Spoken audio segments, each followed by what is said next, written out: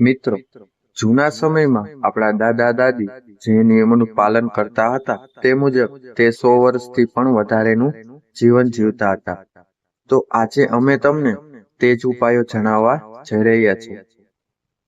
જે ઉપાયો તમે પણ અનુસરશો તો તમારું પણ આયુષ્ય 100 વર્ષ સુધીનું થઈ શકે છે. આ ઉપાયો જૂના સમય પ્રમાણેના દરેક ઉપાયો છે. તો ખાસ વિડીયોને અંત સુધી જરૂર નિહાળજો. આ ઉપાયોને જો આપ અનુસરશો તો તમે 100 વર્ષથી પણ વધારેનું આયુષ્ય મેળવી શકો છો. તો એક પછી એક ઉપાયો આપણે જાણીશું. વિડીયોની શરૂઆત કરીએ તેના પહેલા એકવાર કોમેન્ટ બોક્સમાં જય માતાજી જરૂરથી લખી નાખજો, જેથી માતાજીની કૃપા આપ સૌના પરિવાર પર બની રહે. નંબર 1.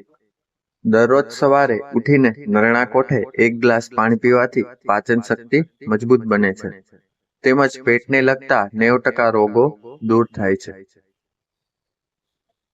નંબર 2. દરરોજ થોડો સમય નખ ઘસવાથી રક્ત પરિભ્રમણ સુધરે છે અને વાળ ખરતા પણ બંધ થાય છે. નંબર 3. જે વ્યક્તિને વધારે પડતો થાક લાગતો હોય તો તેને થોડો ગોળ ખાવો જોઈએ, તેનાથી તમારી એનર્જી વધશે. નંબર 4. સવારમાં સ્નાન કરનાર લોકોનું આયુષ્ય વધારે હોય છે, કારણ કે સવારમાં સ્નાન કરવાથી શરીરમાં રક્ત પરિભ્રમણ ખૂબ જ સારા પ્રમાણમાં થાય છે. સવારમાં સ્નાન કરવાથી આખો દિવસ સ્ફૂર્તિમાં જાય છે. નંબર 5. ખૂબ જ મરચાનું સેવન કરનારા લોકોમાં પાચનની સમસ્યાઓ વધે છે, તેમજ આંતરડાની બીમારી પણ થાય છે, જેથી કરીને વધારે પડતું મરચાનું સેવન ના કરવું જોઈએ. નંબર 6. જે લોકોને છાતીમાં દુખાવો રહેતો હોય તેને એક જ શ્વાસમાં પાણી ક્યારેય ન પીવું જોઈએ. તેનાથી છાતીનો દુખાવો વધી શકે છે. છાતીમાં દુખાવો રહેતો હોય તેવા લોકોને ઊંધા પડીને પણ ના સૂવું જોઈએ. નંબર 7. જે લોકો વધારે પડતા ભાત ખાય છે તેને ડાયાબિટીસનું પ્રમાણ વધારે જોવા મળે છે, જેથી કરીને ડાયાબિટીસ ધરાવતા લોકોનું ભાતનું પ્રમાણ ઓછું કરવું જોઈએ. નંબર 8. કોઈ પણ પ્રકારની ખાટી વસ્તુ ખાધા પછી તરત જ પાણી ના પીવું જોઈએ, તેનાથી પેટમાં સોજો આવી શકે છે. નંબર 9. લીવરને સ્વસ્થ રાખવા માટે 5 દિવસમાં એકવાર દહીં જરૂરથી ખાવું જોઈએ. દહીં આપણા લીવરને ચોખ્ખું રાખવાનું કામ કરે છે, તેમજ આંતરડાની બીમારીઓ પણ સુધારો કરે છે. નંબર 10. આખા દિવસમાં ગમે ત્યારે 1 ચમચી તજનું સેવન કરવાથી શરીર સ્વસ્થ રહે છે. નંબર 11. જે લોકોને નાની ઉંમરમાં જ સફેદ વાળ થવા લાગ્યા હોય તો તેને રોજ સવારે 1 ટમેટું ખાવાથી નાની ઉંમરે થતા સફેદ વાળ કાળા થઈ જાય છે. નંબર 12. હંમેશા જવાન દેખાવા માટે કમસે કમ 15 મિનિટ કસરત જરૂરથી કરો. તેનાથી તમારું શરીર જવાન દેખાશે, તેમજ શરીર પર થતી કરચલીઓ પણ દૂર થશે. નંબર 13. જે લોકોને વારે વારે શ્વાસ ફૂલવાની બીમારી હોય તો તેને સવારમાં 15 મિનિટ પ્રાણાયામ કરવો જોઈએ. તેનાથી શ્વાસ નળીના તમામ રોગો દૂર થાય છે. નંબર 14. જો કોઈ પણ કારણસર તમને માથું દુખતું હોય તો ડાબા નસકોરાને બંધ કરીને જમણા નસકોરાથી ફક્ત 5 મિનિટ શ્વાસ લો. આવું કરવાથી કોઈ પણ પ્રકારનો માથાનો દુખાવો 2 જ મિનિટમાં બંધ થઈ જશે. નંબર 15. જામફળના સેવનથી ડિપ્રેશન અને ચિંતા ઓછી થાય છે. તમે જામફળનું જ્યુસ બનાવીને પણ પી શકો છો. નંબર 16. ખાસ પુરુષોને પોતાની તાકાત જાળવવા માટે દિવસમાં 1 કળી લસણની જરૂર ખાવી જોઈએ. તેનાથી મર્દાનગીની તાકાત જળવાઈ રહે છે.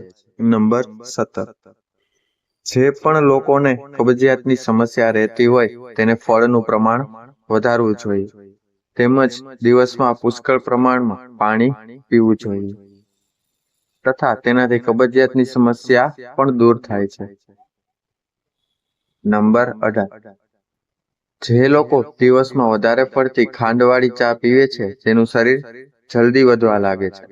જેથી જે લોકો મોટાપાનો શિકાર હોય તેને ખાંડવાળી ચાનું પ્રમાણ ઓછું કરવું જોઈએ. નંબર 19. જે લોકો ઝડપથી ખોરાક ખાય છે તે લોકોમાં હૃદય રોગ પણ ઝડપથી ઉત્પન્ન થાય છે. ખોરાક ખાતી વખતે હંમેશા ખોરાકને વધુમાં વધુ ચાવીને ખાઓ. તેનાથી પાચન શક્તિ ખૂબ જ મજબૂત બને છે અને દરેક પ્રકારના પોષક તત્વો શરીરને મળી રહે છે. નંબર 20. જે લોકો મોટાપાનો શિકાર છે તે લોકોએ બપોરે ઊંઘ કરવાનું ટાળવું જોઈએ. બપોરે જમ્યા પછી તરત જ સૂવાથી શરીરમાં ફેટનું પ્રમાણ વધવા લાગે છે. જેથી જે પણ લોકોનું શરીર ખૂબ જ વધતું હોય તેને અતિશય નિંદ્રા ના કરવી જોઈએ. ખાસ કરીને દિવસની નિંદ્રા ટાળવી જોઈએ. નંબર 21. ટામેટાનું સૂપ પીવાથી વજન ઓછું થાય છે અને આંખો તેમજ ત્વચા માટે તે ખૂબ જ ફાયદાકારક હોય છે. નંબર 22. જે લોકોને વારંવાર પેશાબ આવવાની સમસ્યા હોય તો શેકેલા ચણાનું સેવન કરવું. આ સેવનથી તમને ખૂબ જ રાહત થશે. નંબર 23.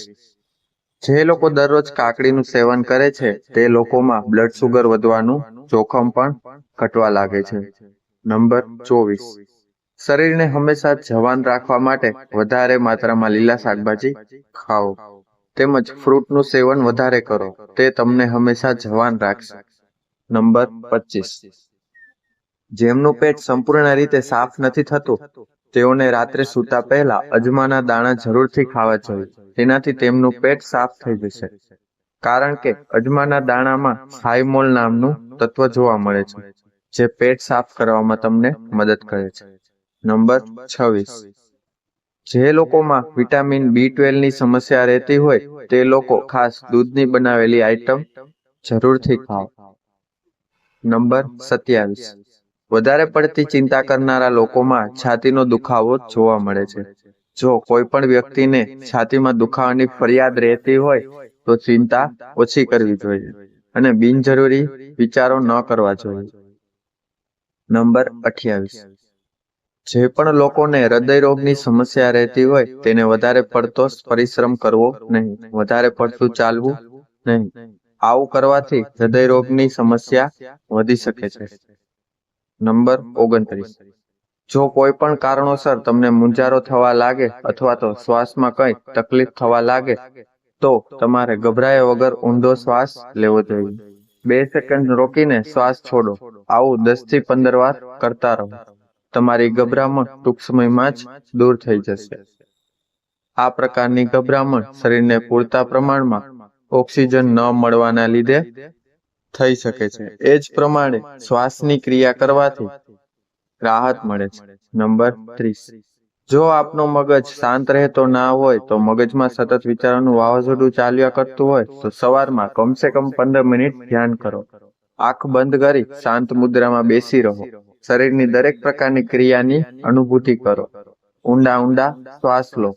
આવું કરવાથી બિનજરૂરી આવતા દરેક વિચારો દૂર થશે તેમજ શરીરમાં એક અલગ પ્રકારની ઉર્જા મહેસૂસ થશે. તો મિત્રો, જો આ વિડીયો તમને પસંદ આવ્યો હોય તો વિડીયોને લાઈક કરજો, ચેનલને સબસ્ક્રાઇબ કરજો તથા બાજુમાં આપેલા બેલ આઇકન બટનને જરૂર દબાવો જેથી અમારા નવા વિડીયોનું નોટિફિકેશન સૌથી પહેલા તમને મળતું રહે. તો હવે આપણે મળીશું નવા વિડીયો સાથે. ત્યાં સુધી બધાને જય શ્રી કૃષ્ણ, જય શ્રી રામ, હર હર મહાદેવ. આભાર, ધન્યવાદ.